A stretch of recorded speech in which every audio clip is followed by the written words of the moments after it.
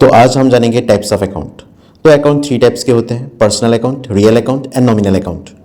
और इसको भी डिवाइड किया गया है इन सम डिफरेंट अकाउंट्स। तो चलिए जानते हैं वन बाय वन। तो पर्सनल अकाउंट ये क्या है? The account which relate to an individual, firms, company या फिर किसी भी इंस्टीट्यूशन को जो रिलेट करता है उसको हम पर्सनल अकाउंट कहते हैं। जैसे कि account of Arjun, account of XYZ limited, account of Guwahati university and etcetera. ये होता है पर्सनल अकाउंट।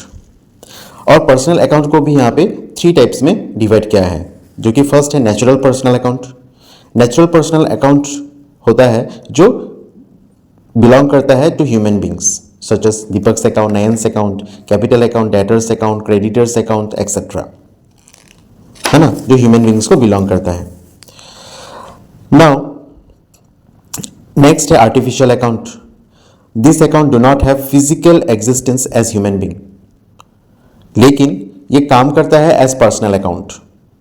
पर्सनल अकाउंट की तरह ही ये काम करता है। जैसे कि किसी भी इंस्टीट्यूशन का अकाउंट हो गया, बैंक का अकाउंट हो गया, फर्म का अकाउंट हो गया, तो ये सारा आता है आर्टिफिशियल अकाउंट के अंदर में। नेक्स्ट है रिप्रेजेंटेटिव पर्सनल अकाउंट। ये है when an account represent a particular person या फिर ग्रुप ऑफ पर्सन को जो रिप्रेजेंट करता है, इसको हम रिप्रेजेंटेटिव पर्सनल अकाउंट कहते हैं। जैसे कि अगर हम एक एग्जांपल लेते हैं कि अगर जनवरी मंथ का सैलरी पे ना किया हो टू द एम्प्लॉयज, अगर ये जनवरी मंथ का सैलरी पे ना किया हो, the amount payable to this employ, तो इन एम्प्लॉय को जितना अमाउंट पे करना है वो क्या हो जाएगा, वो ऐड हो जाएगा किसके अंडर में? सैलरीज आउटस्टैंडिंग अकाउंट के अंडर में। तो सैलरीज आउटस्टैंडिंग अकाउंट के अंडर में ये जितना भी पेएबल अमाउंट है ये आ जाएगा। This represents the account of all the persons. तो ये क्या रिप्रेजेंट कर रहा है? ये रिप्रेजेंट कर रहा है वो सारा पर्सन के सैलरीज को, है ना, जो अभी तक पे नहीं हुआ है। तो इसको कहा जाता है रिप्रेजेंटेटिव पर्सनल अकाउंट। अब जानते हैं रियल अकाउंट के बारे में। तो रियल अकाउंट में सारा एसेट्स आ जाता है, टेंजिबल एंड इंटेंजिबल।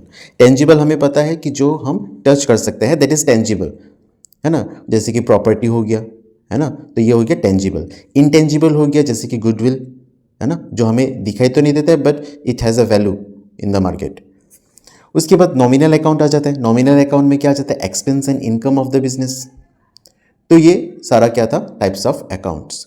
तो अब हम नेक्स्ट करेंगे कि डेबिट एंड क्रेडिट का जो रूल्स है, जिसे हम गोल्डन रूल्स ऑफ अकाउंटिंग कहते हैं, वो हम जानेंगे। हेलो फ्रेंड्स, तो चलिए जानते हैं आज गोल्डन रूल्स ऑफ अकाउंटिंग। तो अकाउंट 3 टाइप्स का होता है, personal account, real account and nominal account. तो चलिए एक एक करके हम जानते हैं इसे। तो पहले देखिए पर्सनल अकाउंट। इसमें है debit the receiver, credit the giver. मतलब कोई भी इंसान जिसे बिजनेस से कुछ मिल रहा है तो उसका अकाउंट को हम डेबिट करते हैं, और कोई भी इंसान जो बिजनेस को कुछ दे रहा है तो उसका अकाउंट को हम क्रेडिट करते हैं। नेक्स्ट चलते हैं रियल अकाउंट। यहाँ पे है debit what comes in, credit what goes out. तो इसमें ये समझाया गया है कि कुछ भी प्रॉपर्टी अगर आता है बिजनेस के पास तो उसको डेबिट किया जाता है, अगर प्रॉपर्टी जा रहा है बिजनेस से तो उसको क्रेडिट किया जाता है। उसके बाद आता है नॉमिनल अकाउंट। तो यहाँ पे है debit all expenses and losses and credit किया है all incomes and gains means profit. Yes, तो नॉमिनल अकाउंट में है कि कुछ भी अगर बिजनेस का एक्सपेंस हो, लॉसेस हो, वो सब हम कहाँ लिखेंगे? डेबिट साइड में लिखेंगे। और अगर कुछ इनकम होता है, गेन होता है, मतलब प्रॉफिट होता है, तो उसको हम क्रेडिट साइड में लिखेंगे।